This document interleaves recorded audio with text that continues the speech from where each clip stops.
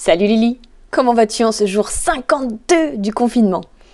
Eh bien, ça va, merci Camille. Est-ce que tu verrais un troisième driver que tu pourrais avoir peut-être?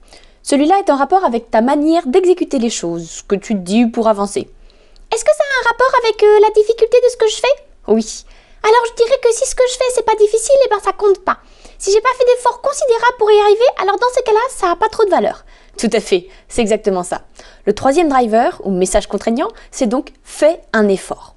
Derrière cela, il y a la notion, comme tu l'as dit, que si c'est pas difficile, si tu ne l'as pas fait avec acharnement, ça vaut rien. Il faut que cela demande un gros effort pour que tu sois contente de toi. Il y a aussi la notion de celui qui en bave, il va forcément réussir. C'est une croyance, que justement, ses efforts et sacrifices seront récompensés. Du coup, qu'est-ce que ça t'empêche de faire selon toi? Ben, ça m'empêche souvent de prendre du plaisir.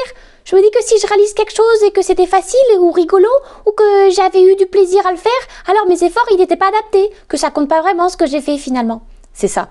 C'est triste quand même de se dire que si on fait quelque chose avec plaisir, ça ne compte pas. Quel pourrait être le message permissif que tu pourrais te dire dans ces situations de stress où justement tu vas prendre ce driver et appliquer de manière extrême? Je pourrais peut-être me dire que justement j'ai le droit de faire simple, que la simplicité c'est pas mauvais, que même si je prends du plaisir, le résultat compte. D'ailleurs, je dirais même que si je prends du plaisir à faire ce que je fais, plus j'en prends, plus je serai meilleure. En effet, si ce que tu fais est drivé justement par le plaisir, tu vas avoir de plus en plus envie de le faire et donc de pratiquer. Et par conséquent, petit à petit, tu vas devenir meilleur. C'est aussi l'idée de se dire qu'on a le droit d'obtenir de bons résultats avec des choses simples. Donc si je comprends bien, c'est encore une histoire de je fais de mon mieux. Et en faisant ainsi, même si j'ai des résultats simples, je peux avoir des bons résultats. Ça me permettra de célébrer aussi le process autant que le résultat. Exactement, c'est ça. Allez, au revoir Lily. Au revoir Camille.